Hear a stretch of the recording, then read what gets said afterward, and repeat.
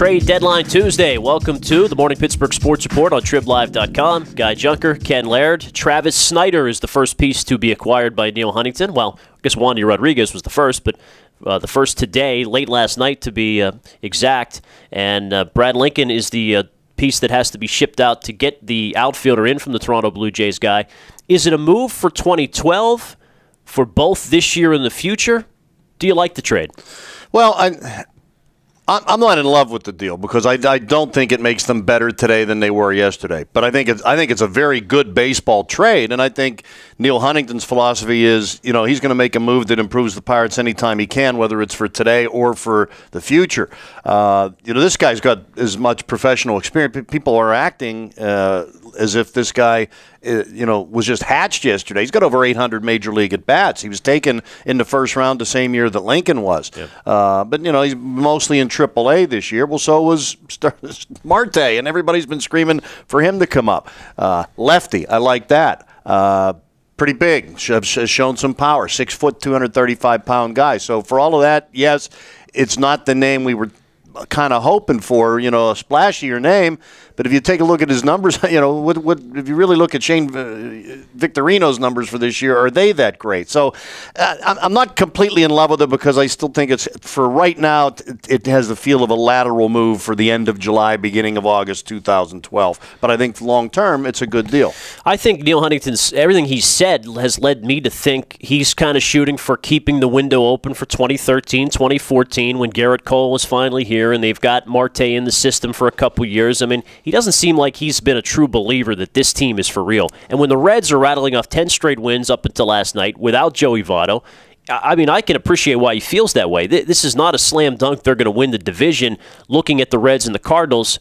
Despite how successful the team has been this year, I think you've got to be honest with yourself. And, they were put into a bind by Tabata and Presley not playing up to potential this year. So I think especially Tabata. Yeah, I mean, that killed him. So, I mean, he got Brad Lincoln traded in the end. Yeah. Well, I don't agree. If that is what Neil Huntington's thinking, I don't agree with it. It's been a long time. I'm not saying sell out at all costs so that you win this year, but you have to be concerned about this year. And even if over the last 2 weeks you've looked at the Reds as a team, they're just better than us. They've won 10 in a row without Votto. I think, what are they, 11-3, I think, without him in the lineup, which is very impressive.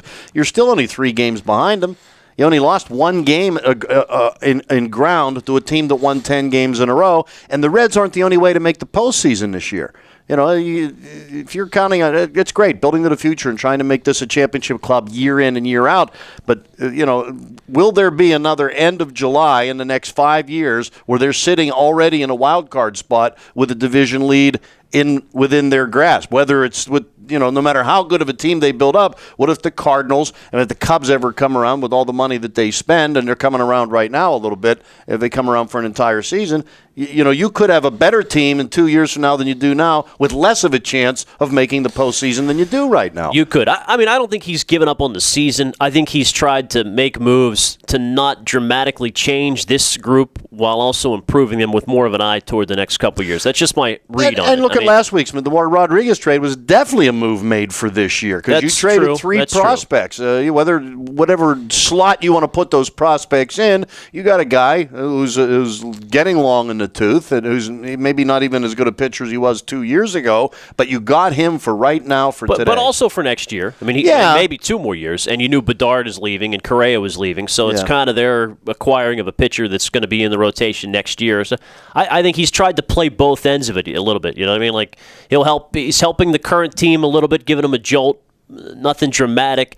I fully believe they're going to add that's the other somebody thing. else. Let's wait 24 hours. Let's see what's going on by tomorrow morning to fully, they do need left-handed help in the bullpen. Look, Lincoln was a big disappointment this year when he started. If you take a look at these 2 players and forget about all the parameters that are going on right now. 2 guys drafted in the first round in the same year. Which one has more potential? Lincoln's 27 years old. He kind of is what he is. I think he can be a real nice bullpen guy. I don't think he's ever going to be a starter. I don't think he's going to improve this guy's upside. There's still a lot of it there. He's as old as Marte, basically. Yep, young outfield. 4 p.m. deadline today for the trade movers, the non-waiver moves to be finished. And Major League Baseball will keep on it. Guy Junker, Ken Laird at TribLive.com.